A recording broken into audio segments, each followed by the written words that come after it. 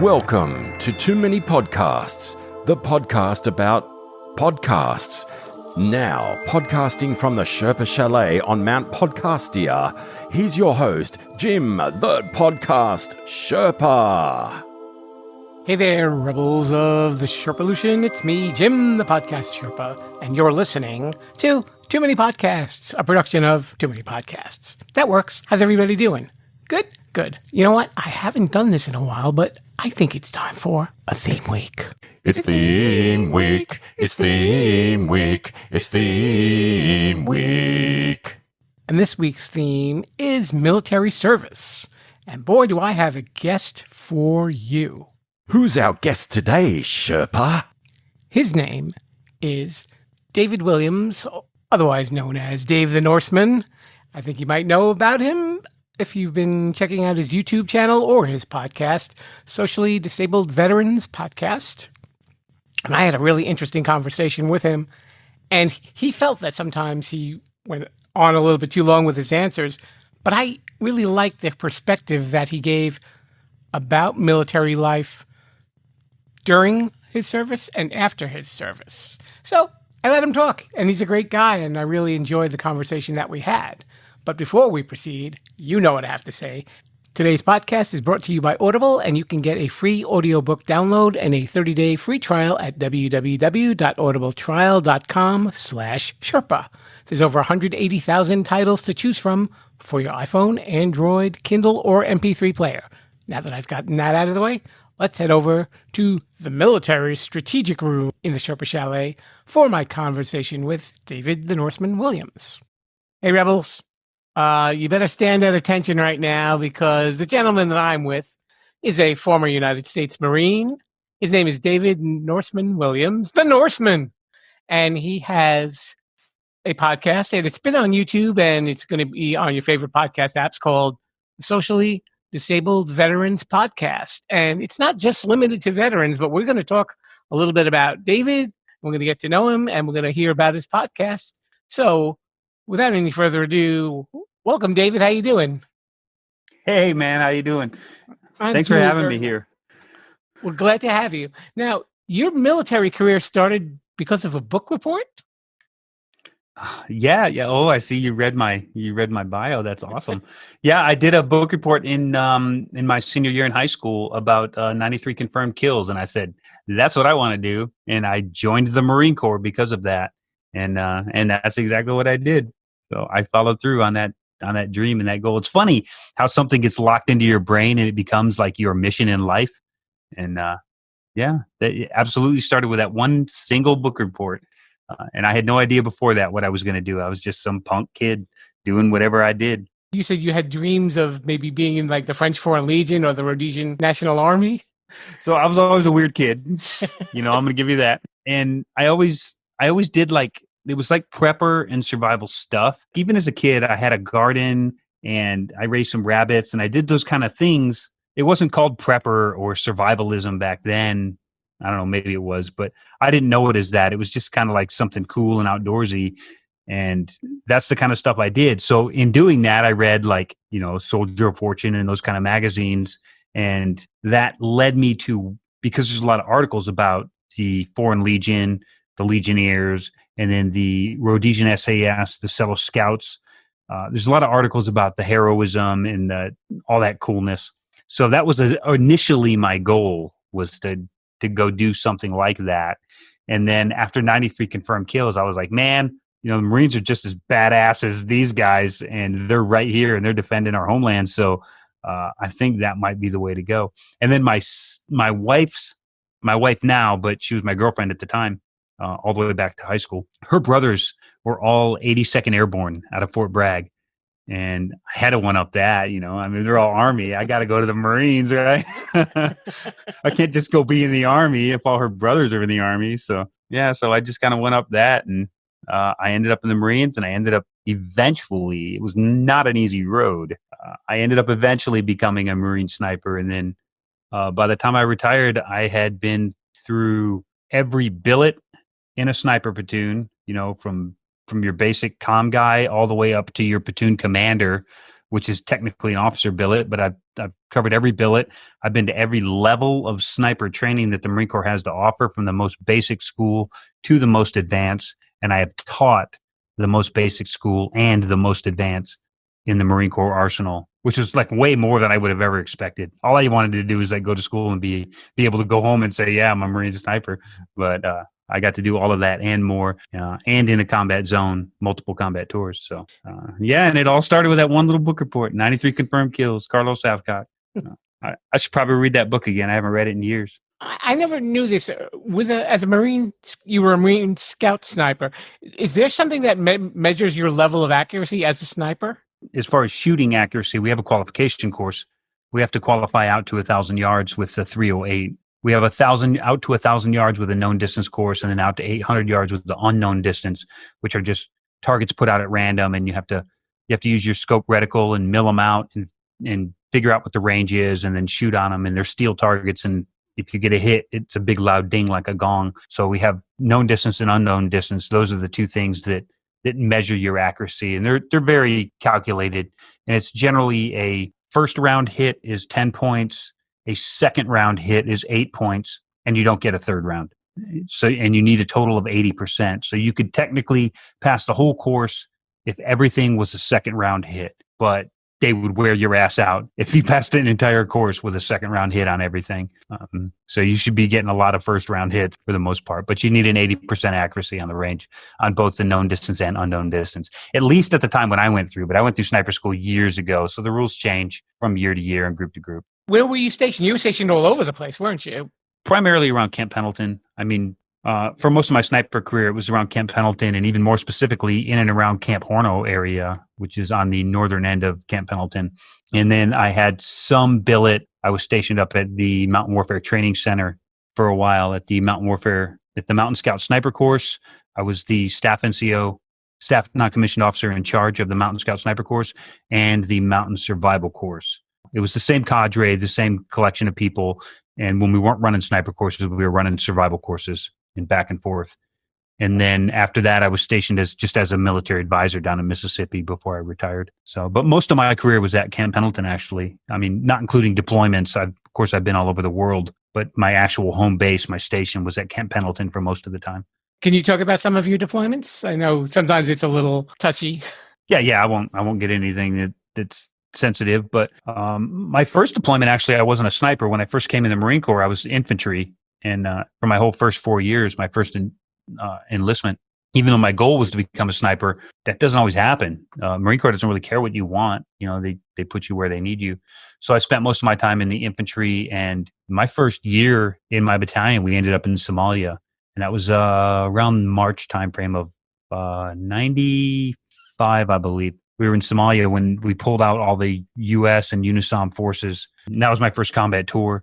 Go around the world. We did everything. We built schools and orphanages in Singapore, and did some peacekeeping stuff in East Timor. And of course, we did some training and things in Kuwait and stuff. This is all just after the Gulf War, so there was a lot of training and stuff that takes place in the Gulf ranges and basic desert training stuff. And then I got out. I got out of the Marine Corps for a couple of years, and I went back home to Michigan, where I came from, which I don't know why I did that, because there wasn't anything there for me in the first place, but I went home for some reason, and it wasn't working out.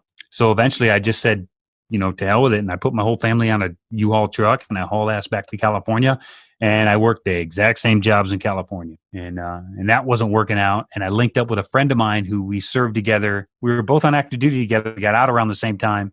We both ended up in the same place. So we linked back up, and we rejoined together back into the Marine Corps. And that's where our paths diverged a little bit. And he went off to do his thing. I think he ended up in light armored reconnaissance. And I ended up in one of the infantry battalions, where I went to the sniper platoon for the first time and started that whole pathway. And that was about the year 2000, because I came back in late 99. And if you remember, there's like a whole Y2K thing, like, sure. The year 2000, the world's going to end, and the computers are going to crash, and we're all going to die, and the moon's going to crash into the ocean. And I don't know, all all the weird stuff that was going on. But I know that just at that very point in December of 99 is when I ended up signing the contract to go back in the Marine Corps. And I ended up checking into my duty station right after the New Year's, like January 4th or something on the year 2000. So Y2K didn't happen. I was back in the infantry, loving it, and that's where I stayed until my retirement. I kind of got long-winded. I'm not even sure where the question was going at that point. But you answered the question, David. Don't worry about it. So awesome. Okay. You were also a SEER instructor, SCRE, is that right? Yes, that's correct. So, fast forward through all of my infantry time, and when I ended up at the Mountain Warfare Training Center, they had a school up there called the Mountain Survival Course. It wasn't so much a SEER course. SEER is Survival, Evasion, Resistance, and Escape. And it's really like the hardcore, like prisoner of war training. A lot of people don't understand that it's not really heavy on the actual survival portion, the wilderness portion, like how to make a fire and how to build a shelter and how to gather food. And it's not really big on that stuff. It's really about how to move without being seen, how to get from point A to point B with very little navigation instrument, how to resist interrogation if you happen to be captured. Yeah, so it's about a lot of stuff like that. But the thing that was unique about the mountain survival course at the Mountain Warfare Training Center is it wasn't really a SEER course. It was a survival course. So it taught you what to do in that indefinite amount of time in between the point where you become lost or isolated and that point where you become recovered, captured, or killed. So there's a big gap of time in there where you actually have to meet your needs to survive, or you could just die by the elements. So that's what the mountain course focused on. And I had been to that course when I was in my sniper platoon. They sent me up about 2002. I went to that course and I loved it. And it just so happened that eventually I ended up there teaching, and that course was no longer. It had dropped off the radar. It wasn't being taught anymore. So I convinced Training Command at Headquarters Marine Corps that we needed the course, and they said that it needed to be updated. So I helped rewrite the course with, we went out and experimented with new techniques and new ways of doing things. And we wrote a brand new course for it based on the basic training plan of the old course that I'd previously attended. And then it was good to go. And then the Training Command said, we'll approve the course, but we'll only approve the course if you can have international students, because a lot of international students wanted the course. And that was one way for them to get their funding for the course, was to be able to filter people like Canadians and, Germans and any of our NATO forces can go through the course. That's one way to help keep the course funded when our troops are too busy overseas to be attending them. They had to have some students. So in order to be internationally certified, I had to go to the International SEER Instructor course. So they sent me, it was 2 parts, and it was hosted in Elverum, Norway at the Norwegian School of Winter Warfare. And it was in Elverum, Norway, and I went there. It was 2 parts, and I did the summer portion was in September and the winter portion was in the end of February. It ended up being like 5 or 6 weeks overall. And it was some hardcore living off the land and survival. And we'd go out and we'd do like a week of living off the land and running for our lives. And we'd be chased by helicopters and dogs and infantry and trackers. And there's almost absolutely no time to rest or actually meet your survival needs. The whole point was to just, like maybe we'd get lucky and we'd pass like a patch of potatoes or something. We could go scavenge some potatoes or an apple tree or something and just keep eating and moving. But most of the time we ended up getting run to the ground by these well-fed, well-trained troops. And then we get captured and we go into resistance training. And it was just a never-ending cycle of that for all these weeks. And then I came back and I was internationally certified. So I'm technically, even now, even though I'm retired, I still hold that certification that I can teach at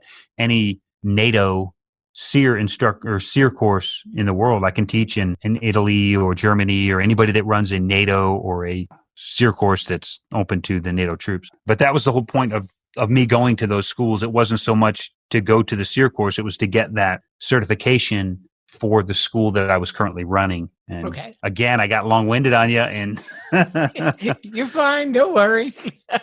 After you retired from the Marines, then you eventually launched a YouTube channel.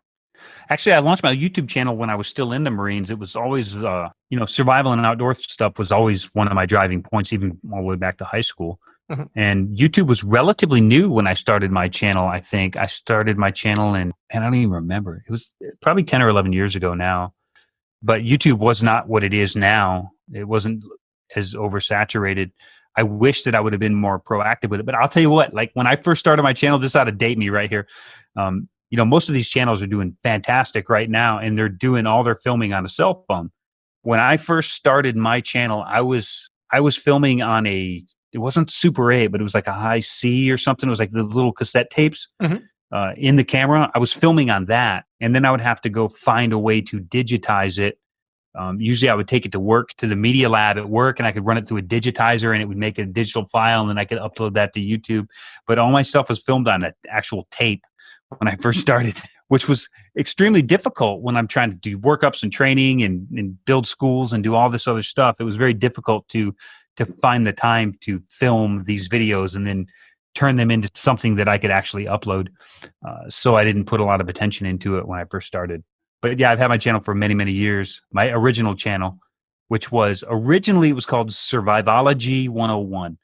And that may have actually been my downfall because it's not a real word. I totally made it up. So nobody's looking for that, so it doesn't come up. And I didn't know how to use tags. And I didn't know anything about search engine optimization or thumbnails, or I just uploaded the stupid videos and let them go out to the blogosphere. And it never amounted to anything. And only now have I started to learn how that stuff actually works. And I realized how I could have been like one of the cornerstones in at least the outdoor and the survival community, but I didn't have the internet skills to make all of that work, nor did I have the time with, trying to do a real job, like fighting our nation's battles and that kind of business. But well, I have no issue with the word survivology because I'm the one who coined the phrase "Viva la Sherpalution." So yeah, there you go. That's what I'm talking about, man. Made up words. I eventually, though, here's the thing, though. Like a year and a half ago, we had a meetup up here. There's like a whole bunch of YouTube channels up here. Some of these guys are well over 150,000 followers, and here I am at like 7,500 followers on my channel. But we all met up at this little cafe in town, and we just kind of talked about, YouTube. It was just kind of a meetup for people with YouTube channels that lived right up here in the North Idaho area. And for the most part, I'm a relatively large channel compared to some people that are getting, 400 or 500 people. But in the grand scheme of things, when you're pulling in 150, 200,000 followers, you've way trumped me. We had a little meetup with those guys, and the guy who organized it, his wife does t-shirts. So she built this t-shirt, and it's got YouTube, and it's like North Idaho Meetup. And then they put all the channel names on the back for everybody that was scheduled, and they spelled my channel name wrong. So because you can't just, your autocorrect will not spell Survivology 101. So it was spelled like Survivalology or something. And so that was like my defining line. I'm like, okay, this is stupid. I need to change my name. So I just changed my name simply to Dave the Norseman. And now it's everything. It's whatever I do. If I'm working on my car, I'll record it. If I'm building I'm working on one. I'm actually editing one right now where I got a Traeger grill and I'm assembling it and burning it in for the first time. I don't care what it is. It's just on my channel. It's just whatever I'm up to. It's Dave the Norseman channel because it's whatever Dave the Norseman happens to be doing. Let's talk a little bit about your podcast, the Socially Disabled Veterans Podcast. Tell me about your beginnings with that. I got a lot of friends in the military, and a lot of the guys they were my juniors. A lot of the guys worked for me. And then as they're transitioning out, I'd already got a leg on them. I'd already been out for a few years, and they're calling me and they're like, I don't know what to do. These people are told I don't know how to communicate at work. I can't find a job. I don't know how to, it's just all this stuff. And I'm like trying to talk everybody through these things. And I'm like, I'm in a lucky position. Okay. I got lucky. I said earlier that I'm not lucky, but in this respect, I'm totally lucky. I'm lucky that for one, that I married my high school sweetheart and we got a good life. We get along with each other. We don't fight. We don't argue over money. We don't any of that stuff. We actually enjoy each other's company. And that's rare, especially after I think we're pushing like 20 to 27 years of marriage now. So I have that support network that a lot of guys don't have. A lot of guys have their nagging wife that are on them all the time. So I have that, which means that I didn't have to focus on trying to make that work or trying to just make that function. I could focus on other things. So when I focused on other things, I focused on my shop. I do some custom work in my own personal shop. We can talk about that later if you want. Sure. And she does her custom work in the shop, and we actually enjoy spending time together. So I didn't have to focus on trying to fit into society. I'm in a position where I could function outside of it, which is where I was always at in the Marine Corps. As a sniper, I didn't function within the battlefield and within the chaos. I functioned outside of that, observing it and picking it apart and figuring out how things work. That was, that's the role of a sniper, is to observe these things from afar and decide, how to maneuver and how to manipulate. That's why we are a force multiplier. We can 10x the power of any battalion as a sniper because we can mentally and physically mess with an enemy. I mean, that's our role. And I was fortunate that when I got out of the Marine Corps, I was in the same position. I could observe everything from the outside without being emotional about it and without being completely invested in it. So I have an interesting view on the transition phase. And I had a hard time, making ends meet and getting food and that kind of stuff. But I didn't have any of the other distractions and stressors that other people have. So I had an interesting take on it. And when I would counsel my friends as they were transitioning out, I would counsel them one event at a time, not taking into account all the other distractions that they had going on. Because I really, truly believe that if you can dial it down to one problem and fix that one problem, that'll start a chain reaction. And as you fix these little things, and a lot of them are personal, it's not everybody else's fault. A lot of the times it's our personal stuff because we're either holding on to something or we got, personal things going on and they don't let everything else happen. The kind of the object of my show is to kind of focus down onto one thing per episode that we can personally do to fix ourselves. And once we can fix that arena, all the other things start to fall into line. I don't know if you know about or if you've heard about like the law of attraction, and it's like the energy you put out is the energy you get back. It's a hard sell when you're talking to a bunch of hardcore combat vets that have had, 4, 5, 6, 7, 8 tours in combat to start talking about your feelings and positive energy and that kind of stuff. But the thing that I have going for me is that I've lived that life and I know that life and I know how to transition between the two into a more whole person. I don't get distracted by the distractions that everybody else has. I know how to look at things objectively from the sniper's vantage point, essentially, and then pick them apart and figure out what's working and what doesn't and how to fix it. And that's the premise of my podcast is it's like one little thing each week that we can do to make ourselves more whole and more complete. And the rest of the world will take care of itself. If we can focus on who we are and what we're doing and the way that we approach the world will take care of itself. I firmly believe that, and I'm living proof of it. Again, I don't know if I helped that answer that question or if I just ran off and You're doing fine, David. Don't worry. Okay, man. All right. I'm following you. So if I'm getting lost, I'll throw my hands up in the air. We're on video so you can see. Yeah, please do. Please do. Because I tend to do that. I wander a little bit. Now, you probably say for like yourself and maybe, your brothers in arms, when you got out of the military life that I guess it was probably very regimented, and then you come home. Does it seem like it's like a big wave of everything coming at you at once? Is that why you like doing it in small pieces? When you're in combat, I don't know what people think combat is, but you don't go over there for a 6-month or an 8-month deployment and you're fighting for 6 or 8 months and then you come back. This is an ancient Rome. A lot of the time it's just extreme boredom. But the thing is that you tend to build such strong relationships with like people that you would never, ever think that we could ever get along with on the outside. And some people I won't get along with on the outside, but we function perfectly together on the inside. And I assume that that's kind of like, that's just the way life was for hundreds and hundreds of years through the combat arms anyway, for everybody in the combat arms. I don't think that dynamic has changed much. But what it is you tend to get, whether you like the people or not, you can always rely on the guy on your left and your right. If you can't rely on them, they will always fall by the wayside. They will end up in a different unit. They will end up getting pushed out of service. They'll end up somewhere else. They'll always will. I mean, every platoon has their dirt bag, but there's a good chance that nobody's ever really relying on them for anything. But when you get out, you find that you can only rely on yourself.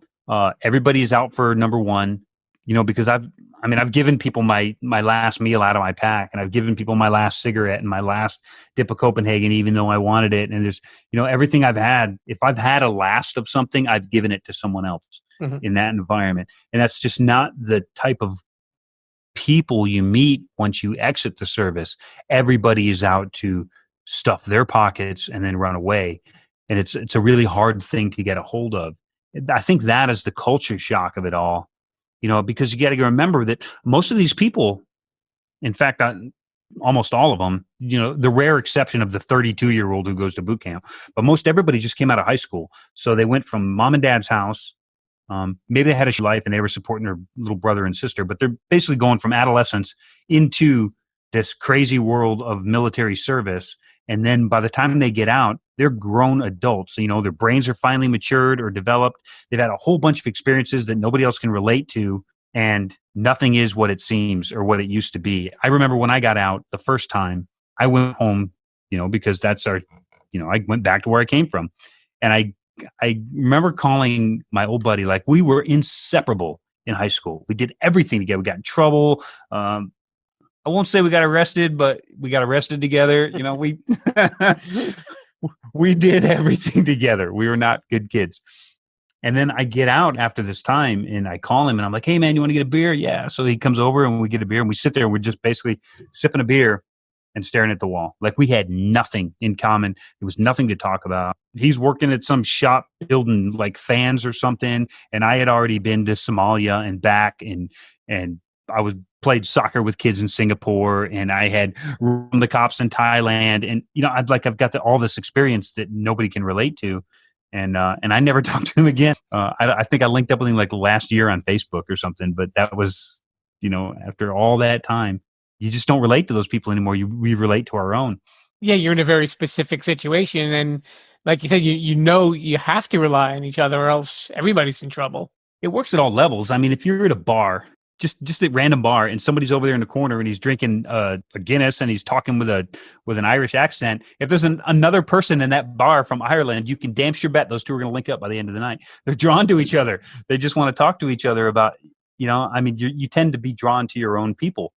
Mm-hmm. And when you get out in the civilian world as a veteran, there's very few. I don't know if you know, but it's only like 2% of the population has ever served at all. That's a very small minority of the population has ever even served. And of course, that represents every faction of the population, every minority, every majority. It is essentially a micro universe that exactly reflects society at large. You know what I mean? We got every race, every culture, every religion, every type of people is crammed together in a smaller space. It's a little fraction of the society that actually functions the way it's supposed to. Like if society could only function like the military, but then that would be socialism and it wouldn't work. I don't know. I don't know what the answer is. In the military, it works. But once you get out, it all doesn't seem to click the same. And it's a very big culture shock to go from a position where, hey, you tell the guy to do the job, hey, you got to get this done. It gets done. Hey, I need this done by the end of the day. It's done by the end of the day. Maybe it's not to your satisfaction. Maybe you got to counsel them on how to do it a little bit better next time, but it gets done. And then you get to the civilian world and it's like, you can't even nail people down to give you a phone call on time. But you got to understand that the disability is not with everybody around you because that's not going to change. The disability is here. It's the expectation. We have to expect a more realistic level of contribution from people because everybody's got their own bills to pay, their own problems, their own circumstances that they have to deal with. But in the military, we all tend to share the same problems and circumstances. And we got our own individual wives and lives and kids and that kind of stuff. But in general, we're sharing the same circumstance. When you get out, nobody is sharing the same circumstance and you can't possibly expect everybody to be on the same page. And that's kind of one of the things I want to help people not learn, but come to terms with. I think all these things that I talk about, everybody knows intuitively anyway, but it's kind of one of those things where once you hear somebody say it, it's like, that makes perfect sense. Now that I hear somebody say it and put it into a neat little package that I can absorb, all those other pieces that I already knew to be true, all of a sudden they make sense. They mean something that I can actually use and I can actually do something with them. That's my goal.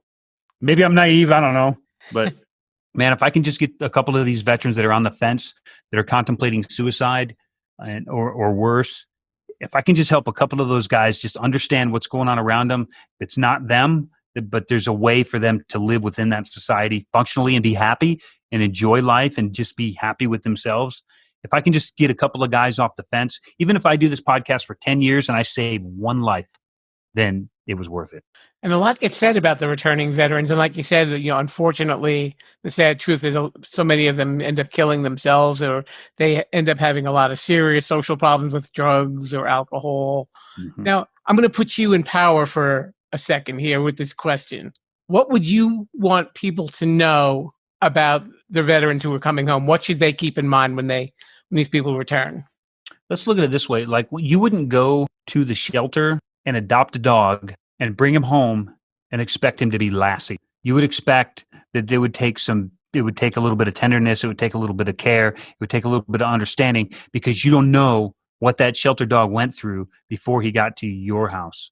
Same thing with a veteran. Like, you don't know his back. You don't know, and don't expect him to tell you. He's not any more capable of articulating that to you than that dog is. Mhm. But you have to be kind, and you have to be loving, and you have to be understanding, and you have to be patient, and you have to understand that a lot of his reactions or her reactions to events and circumstances aren't their fault. Those things are programmed, and we have to find a different way to program them. Just like if you were to take that shelter dog, I hate to compare us to shelter dogs, but that's the best analogy I can give to somebody who doesn't, you wouldn't take a shelter dog home and you would expect it to perform and then start beating it if it doesn't perform to your standard, to the standard of the rest of the dogs in the house. You would love it, and you would feed it, and you would give it treats, and you would give it some understanding, and you would try and figure out what its triggers were, and then you would try and move around those and instill good habits as opposed to bad habits, and train that dog to live within your society. That doesn't happen with vets. They get out of the military and they're like, hey, welcome to civilianhood. Now you have to act like everybody else. That's not real. It's not realistic at all. It's not, if you think about it, it doesn't even make any sense at all. And they put us through this little stupid training on the way out. It's like 2 weeks. They call it TAMPs and TAPS. It's transition assistance. It's like, this is what you got to do to get a job and to be functional in civilian society. Have a good life. Boom. And you're out. And it's just a check in the box, just so they can say, we did all we could do. That veteran was just crazy, and it's not our fault. It was a very, very weak attempt on the part of the service, the government, and any other agency that's pushing them out there.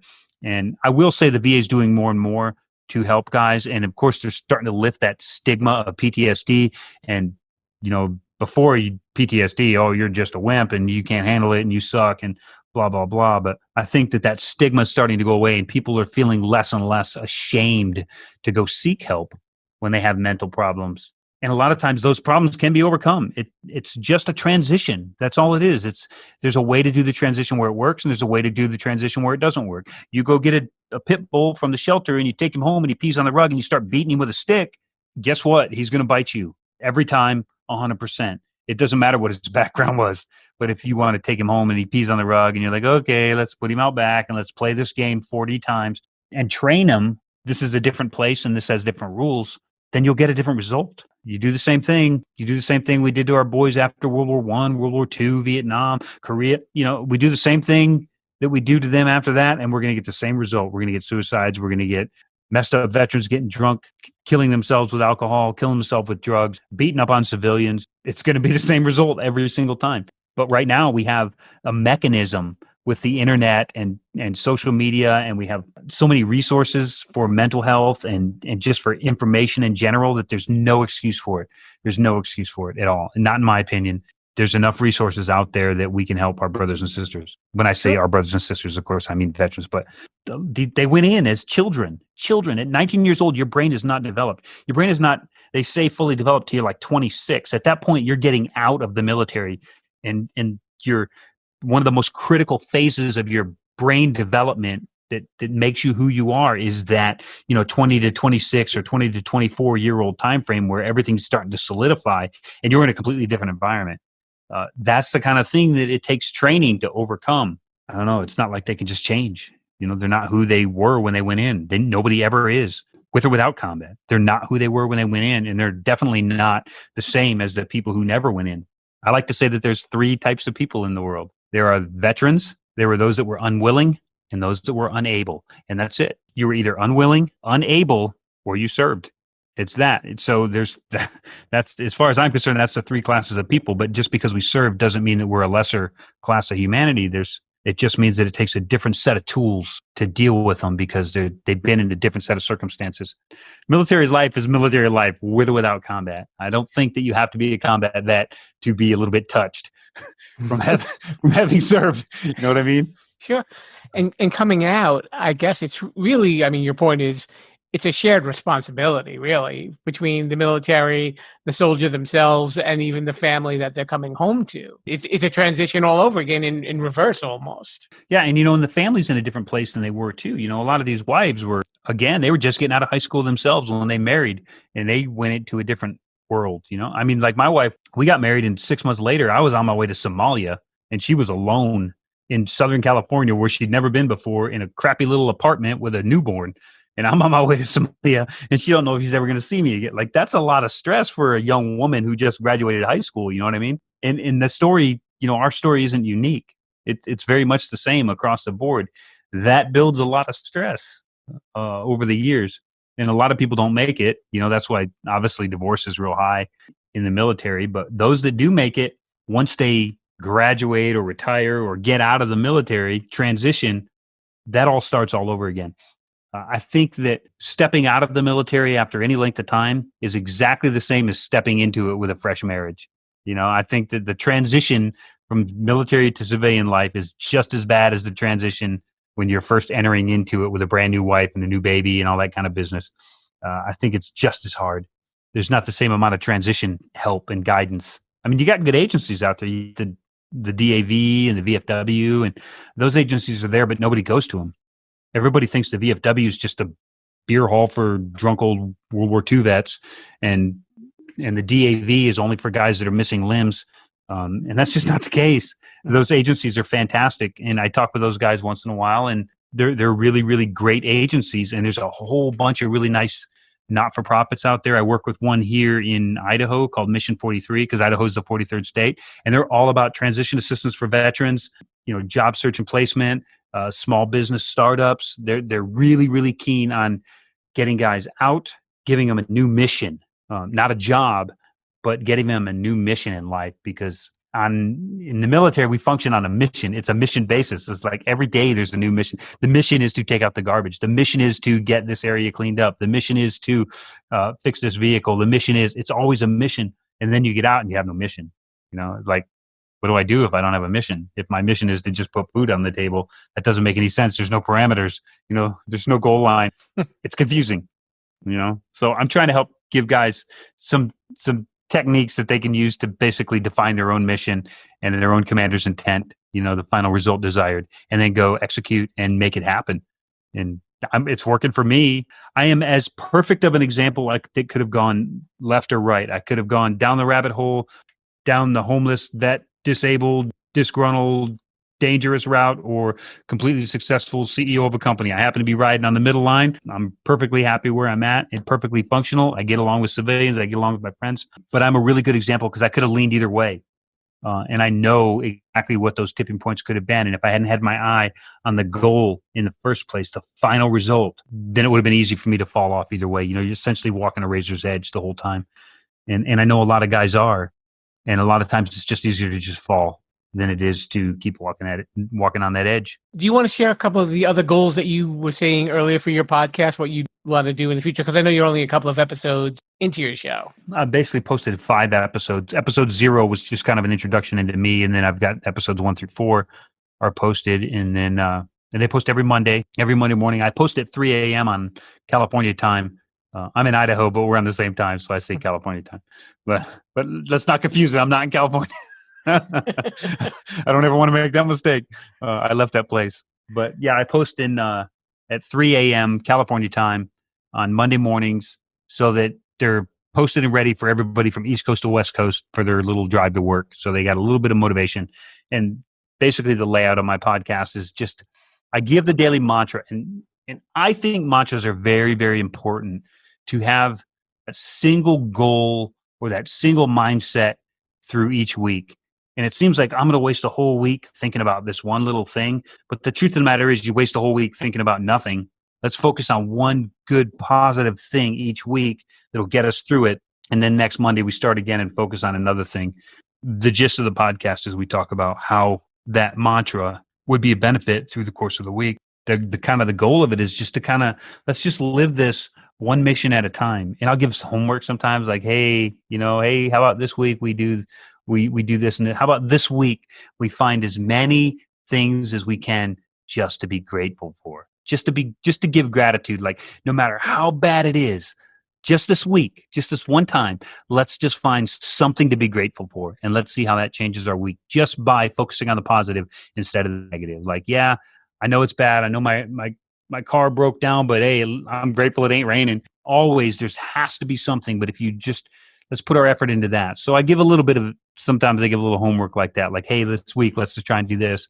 And then I'll give the mantra. And the mantra is something that you can say in your head, like every time something gets under your skin through the whole week, you just keep saying this mantra, hopefully that will get you through just one more week until the next Monday. And then we'll kick it off with the next one. And next thing you know, in a year, 2 years, you'll turn around and you'll be like, wow, like that place where I was at and where I'm at now, people would kill to get where I'm at now. Even if I'm not where I want to be, I'm in a much better place than a lot of people. And that means that growth is possible. I can get there. I just have to keep my mind in the right place and keep my goals firmly fixed and then go get them. That's the point of socially disabled, because we're all a little bit socially disabled. We all come from somewhere, man, and it ain't a good place. You said it's not going to be just exclusively for returning veterans, too, because you said there were other people that may need this sort of mindset as well. Yeah, absolutely. I mean, of course, the vets are my peeps, they're my bros and my sisters, but it's certainly applicable to police and firefighters and, first responders of that, anybody that's really kind of put their ass on the line for society at large, with especially that don't necessarily appreciate it or even understand it. But it's not just for them. It's primarily for them. And that's where I'm putting my focus and my efforts. But because I speak that language, there's a lot of like self-help and self-improvement type stuff out there. You got Tony Robbins. Tony Robbins is awesome. I love that guy. And, you got people like him that are putting out really great information for everybody. Well, this is the same information that all those guys are putting out. It just happens to be worded different. And the stories that I tell and the circumstances are different than anything that he could understand because he hasn't been there. So I'm taking that same really time-proven, awesome information, and I'm putting it into a language that service people can understand. But it's definitely good for everybody. I don't think that there's anybody who couldn't benefit from listening to it in one way or another. You just might not get the inside jokes once in a while, and you might not get the terminology. That's really kind of what makes it special for us, because there's a lot of guys like that are coming from service, cops, firefighters, any law enforcement, military of all branches and all jobs within the military. A lot of those guys aren't looking for self-help. They don't know they need it. They just want to kind of hang out with a brother and talk to a brother.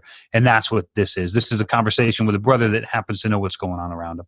I mean, that's what it's about. But it pretty much benefit anybody that would want to sit and listen to it. And I don't pull any punches, and I'm not afraid of language and some jokes. And when I start getting to the phase in my podcast where I start interviewing some really, really cool people and some successful people, boy, we're going to tell some stories, and some of those stories are probably not suited for your 15-year-old. But I mean, it's interesting to hear some of the dark places that some people have been in, some of the dark holes they've crawled out of on sheer willpower, and where they are now. So that kind of the focus when I get to my interview phase, like I said, right now I'm just kind of work out the technical aspect of recording and uploading and doing all that stuff. I want to get that right before I waste an interview by messing it up and messing up the recording or something. So once I get that down, the whole premise of it will be like, where did you start and what did you do in the military? Let's kind of breeze over that. And then what was your transition and where are you now? Like what I really want to focus on is the point to where a little bit about what they did in the military, a lot about how they got from when they left the military to where they are now. And then, where they are now is like, is this your goal or is this just one more phase on your way to your goal? But the transition is the important part, because that's where the growth happens. That's where you're going from essentially one world to the next world.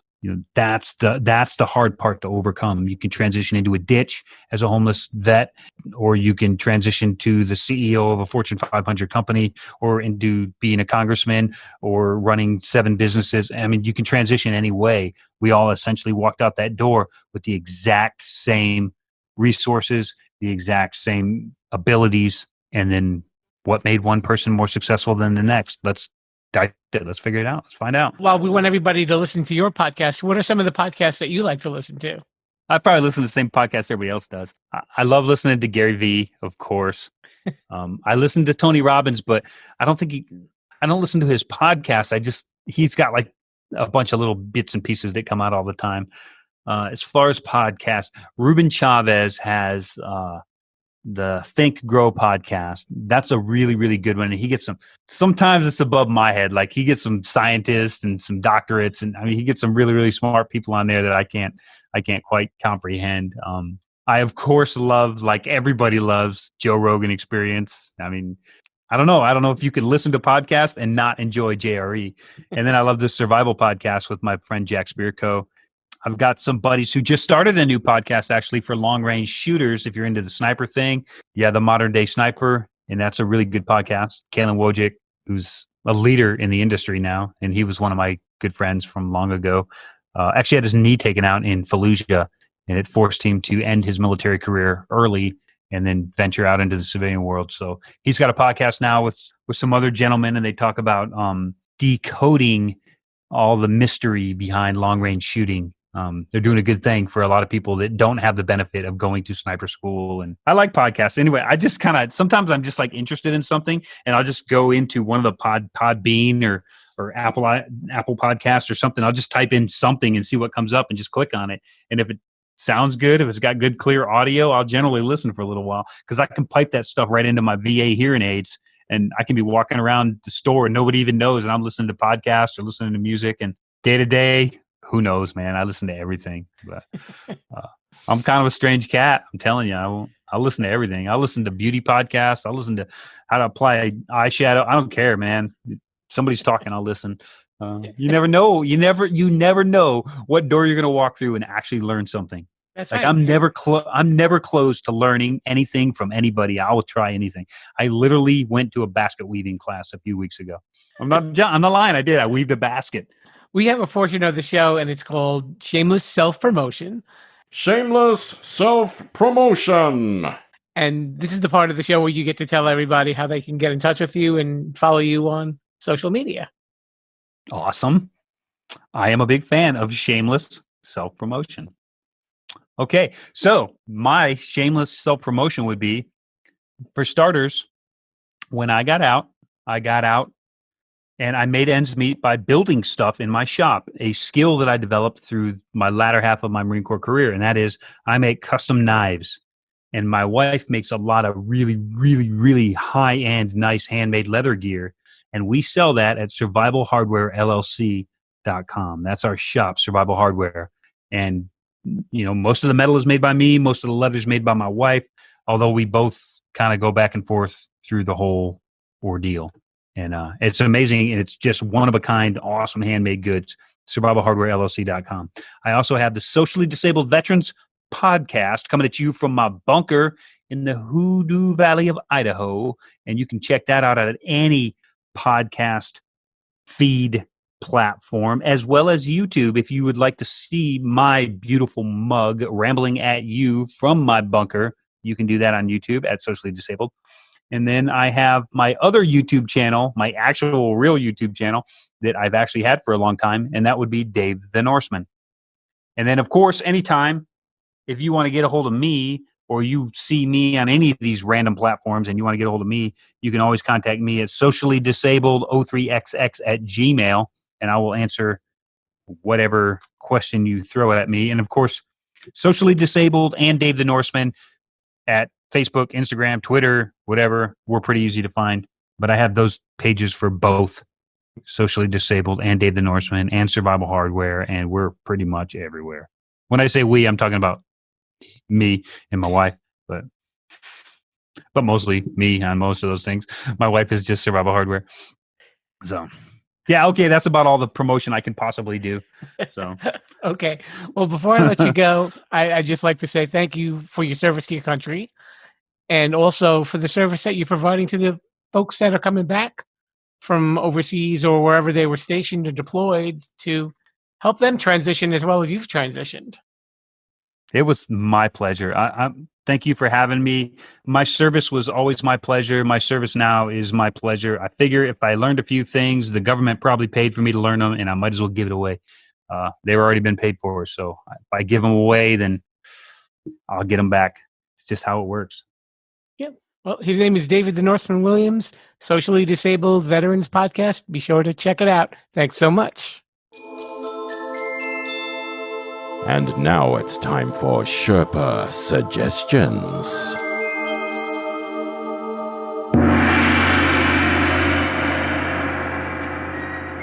For this week's Sherpa Suggestions, in addition to Dave's podcast, Socially Disabled Veterans, I'm going to turn it over to a website called military.com that actually had an article called The Top 10 Military Transition Podcasts.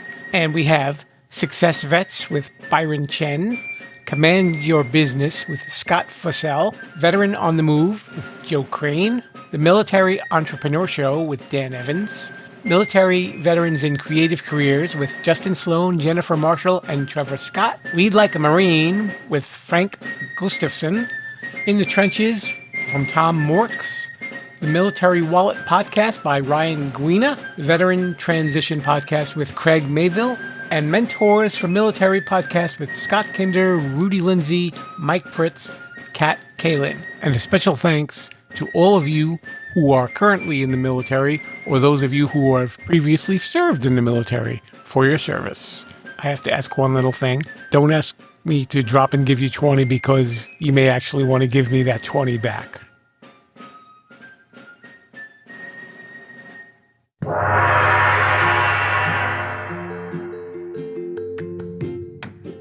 Thanks a lot for checking out Too Many Podcasts, and a special thanks this week to Mr. David Williams, the Norseman. Make sure you check out his podcast, Socially Disabled Veterans, and his YouTube channels as well. And hey, if you like what you're listening to, can you do me a favor? Swing by Apple Podcasts or iHeartRadio or Stitcher and leave a nice review and let people know about this show and spread the word about the Sherpalution. Speaking of Sherpalution, you can hear this show on your favorite podcast app or at my website, Sherpalution.com. How convenient is that? Oh, I love it! Also, you can follow me on social media at Sherpalution, Facebook, Instagram, or Twitter. Next week, we'll be back to the Sherpa Screening Room with the Pro Wrestling Edition. That's right. We will be talking to Texas Truck Cheney and Nikita Breznikov about their experiences in and out of the ring. And if you're a wrestling fan, I hope that you enjoy it. Until then, stand at attention, Mr. Bruce. If you can show everyone the door.